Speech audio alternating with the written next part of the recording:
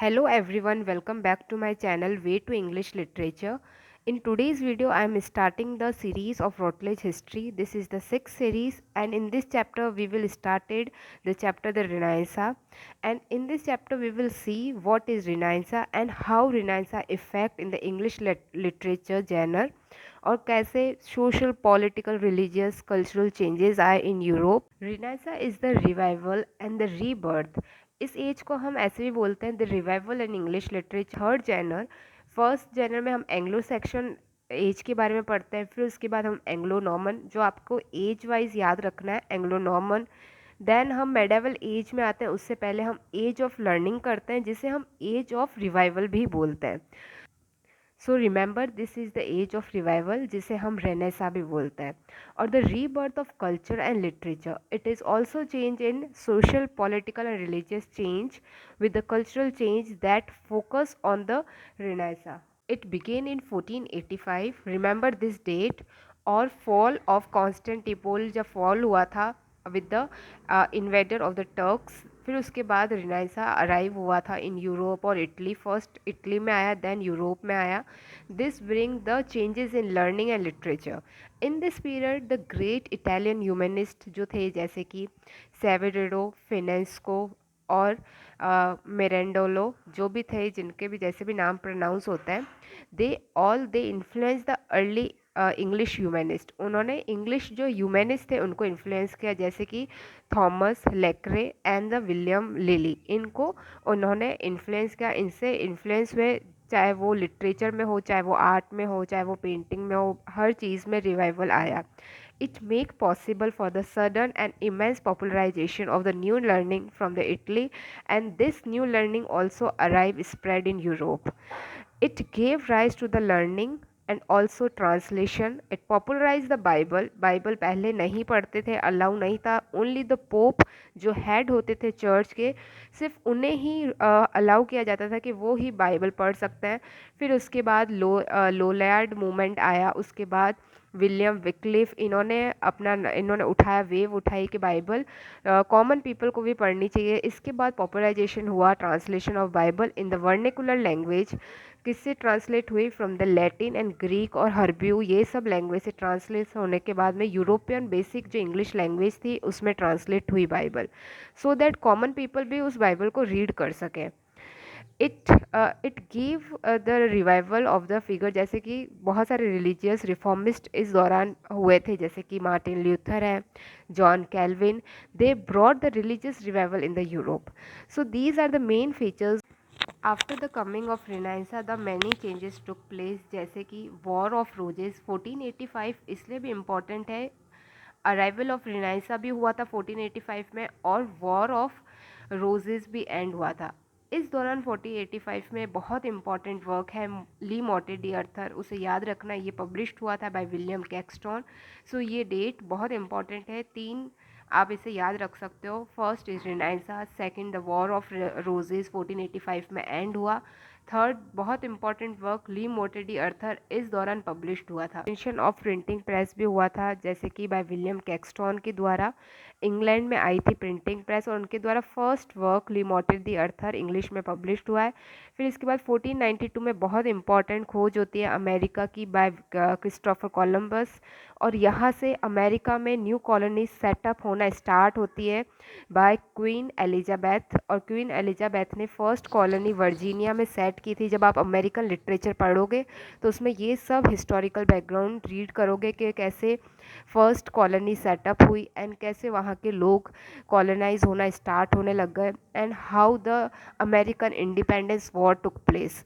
तो ये सब आपको उस दौरान देखने को मिलेगा, पर कनेक्ट करके पढ़ते रहिए, हमेशा कनेक्ट करके पढ़ोगे तो एक लिंक सेट होगा।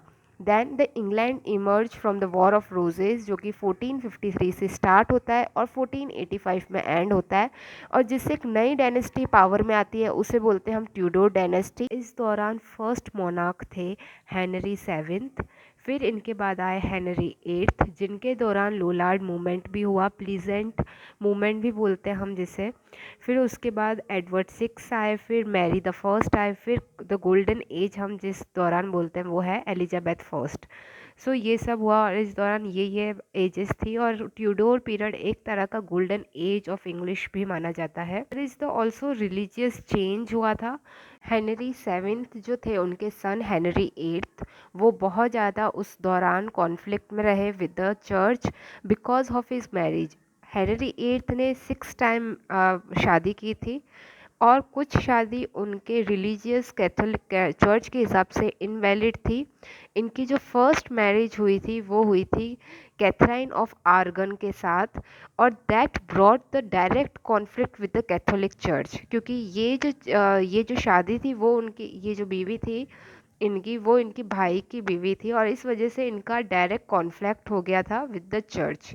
और फिर जो एलिजाबेथ जो इनकी बेटी थी वो अधिकतर कहलाती है इलेजिमेट चाइल्ड बिकॉज ऑफ, क्योंकि उनकी जो शादी थी उनकी वाइफ से एने बॉयले जो एलिजाबेथ की मदर है वो जो शादी है वो इलीगल करार कर दी गई थी बाय द चर्च और इस वजह से हम क्वीन एलिजाबेथ को इलेजिमेट चाइल्ड माना गया है according to the Catholic church और according to the church. So ये सब उनकी शादी के पीछे जो भी facts. Okay, with the arrival of Reformation there is also change in faith religious attitude और सब में चेंज आया था, क्योंकि according to the this age only the defender of faith और जिसे हम बोलते हैं डायरेक्ट कांटेक्ट था गॉड का वो था पोप के साथ, क्योंकि कॉमन मैन को हक नहीं था बाइबल रीड करने का और they have to listen from the pope को हर बातें सिर्फ उनकी सुननी पड़ेगी या फिर और पोप के वहाँ जाकर द्वारा उनसे ही भगवान के बारे में वो ज्ञान ले सकता है।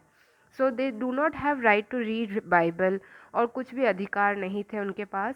सो ये सब जो चीज़ें वो चेंज होने लगी with the arrival of the Protestant और एन रिलीजियस पॉलिटिकल चेंज हुआ। जैसे मार्थर ल्यूटर ने 95 थीसिस जो थी वो चिपका दी थी इन द विटनबर्ग बाइबल में 1517 वहाँ के गेट के ऊपर इन्होंने ये 95 थीसिस जो थे जो क्या क्या होने चाहिए रिलीजियस में, अगर एक ट्रू रिलीजन है तो वो ट्रू रिलीजन क्या शो करना चाहिए, क्या क्या हक कॉमन मैन को मिलने चाहिए, वो सब मार्टिन ल्यूथर के द्वारा ये 95 थीसिस के अंदर इंक्लूड किया गया था। और सो इस वजह से बहुत ज़्यादा रिलीजियस वेव जो थी वो चल पड़ी थी।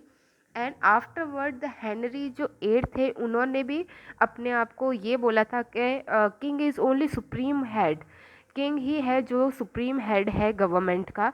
तो उसके द्वारा ये सब चीज़ें होने के द्वारा बहुत ज़्यादा पॉलिटिकल रिलीजियस चेंज हमें देखने को मिला।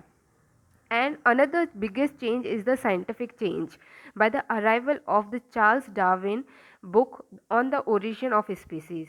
तो ये पब्लिश्ड हुई थी 1859। तो इसका पब्लिकेशन डेट ज़रूर से याद रखिए क्योंकि डायरेक्ट एग्जाम में पूछा गया है पब्लिकेशन डेट। जो और अनदर जो इम्पोर्टेंट थिंकर्स थे जैसे कि इरेस्मस जिन्होंने अपनी बुक में द प्रेज ऑफ फुली, ये बहुत इंपॉर्टेंट बुक है, ये इन्होंने डायरेक्ट अटैक किया था कैथोलिज्म रिलीजन पर। इन्होंने बोला था कि जो कैथोलिक रिलीजन है वो क्या शो करता है, नैरोनेस शो करता है और इस वजह से इनके वर्क की वजह से बहुत सारे लोग दुखी हो गए थे, परेशान हो गए थे। तो इनको एग्जीक्यूट भी कर दिया गया था इनके वर्क्स की वजह से। बहुत सारे ऐसे राइटर्स हैं जो इस दौरान एग्जीक्यूट हुए थे because of their works. So also remember that. इन्होंने पब्लिश की थी ग्रीक जो एडिशन थी बाइबल की उन्होंने वो भी पब्लिश की थी। इनकी जो फ्रेंड थे sir Thomas More, he was also be headed because इन्होंने आवाज़ उठाई थी हेनरी एट्थ के खिलाफ, क्योंकि इन्होंने कैथरीन ऑफ आर्गन को डिवोर्स दिया था। इनके तो इन्होंने बोला था डिवोर्स देना सही है, उस दौरान डिवोर्स इज़ नॉट लीगल, पर हेनरी एट्थ ने डिवोर्स का एक राइट बनाया और इन्होंने बोला एक डिवोर्स देना सही है, पर उस दौरान जो थॉमस मोर थे उन्होंने आवाज़ उठाई थी तो इस वजह से उनको बी हेडेड कर दिया गया था। इस वही दिया हुआ है कि रिलीजियस मार्टिन ल्यूथर के बारे में, तो skip this and you can read. अगर आप फर्स्ट बार बुक पढ़ रहे हो तो ढंग से एक एक पॉइंट पढ़िए, पर अगर आप सेकंड टाइम या थर्ड टाइम पढ़ रहे हो तो जो मेन थिंग्स है जो एग्ज़ाम में पूछी जा सकती है वो ही आप रिवाइज़ करिए उसे। फिर जो मार्टिन लूथर के बाद में अनदर फ्रेंच मैन आए थे जिनका नाम है जीन कैल्विन, जिन्होंने कैल्विनिज़्म जैसे मार्टिन लूथर ने प्रोटेस्टेंट के लिए रिलीजियस रिवॉल्ट किया था और इन्होंने कैल्विनिज़्म आइडियाज़ पर फोकस किया था जो कि सेम प्रोटेस्टेंट जो आइडियाज़ है उनके ऊपर बेस्ड है। इस दौरान बहुत सारे चेंजेस हुए थे, जैसे कि क्रिस्टोफर कोलंबस ने 1492 में अमेरिका को खोजा था। फिर साइंटिफिक चेंजेस भी हुए थे, जैसे कि कॉर्पिनस के द्वारा, गैलीलियो के द्वारा डिस्कवरीज हुई थी। पर हालांकि गैलीलियो को भी एग्जीक्यूट कर दिया गया था, क्योंकि इनकी जो धारणा थी अर्थ के बारे में वो किंग के अकॉर्डिंग नहीं थी, तो इस वजह से किंग ने इनको बी हेडेड किया। सो लाइक दैट बहुत सारी चीज़ें हैं जो बहुत जो थिंकिंग यहाँ पर चेंज हुई थी रिनाइसा में। तो छोटी छोटी चीज़ें याद रखना कि साइंटिफिक चेंज हुआ क्या, रिलीजियस चेंज हुआ, that will give you the base of this age. फिर इस एज में religion, reason rather than religion, तो इस पे फोकस किया है रिनाइसा वर्ड में। जैसे कि Shakespeare, Marlowe, Webster, Johnson, these are important writer. Another dramatist जैसे कि Philip Sidney, Edmund Spenser, metaphysical writer John Donne, Milton, and prose writer like Bacon, Nash, Wattler Relic, Brown and Hooker. These are the prose writer of this age. इस age में हमें authorise version of Bible भी published हुई थी। वो published हुई थी 1611 में, जिसे हम किंग्स जेम्स बाइबल भी बोलते हैं। इसे हम ऑथराइज वर्जन ऑफ बाइबल बोलते हैं, फर्स्ट बाइबल। इसके बाद हम देखेंगे कि जो क्वीन एलिजाबेथ थी उनके खिलाफ बहुत सारे कॉन्स्पायरीज हुए थे, रिवॉल्ट्स हुए थे इनके पीछे, इनको एग्जीक्यूट करने के लिए या इनको अपने थ्रोन से हटाने के लिए। तो उनमें से बहुत फेमस एक कॉन्स्पायरी रिवॉल्ट है, वो है गाय फॉक्से गन पावर प्लॉट। ये प्लॉट 5 नवंबर 1605 को किया गया था। नवंबर को जैसे हमारे यहाँ रावण का पुतला जलाया जाता है, वैसे वहीं पे भी कागज के छोटे छोटे गाय फॉक्स के पुतले जलाए जाते हैं on the 5th November every year. And another important thing in this period is, इस पीरियड में फर्स्ट पब्लिक थिएटर ओपन हुआ था, जिसे हम द थिएटर के नाम से भी जानते हैं। That is took place in 1576। तो ये डेट याद रखनी है, this is the first public theatre.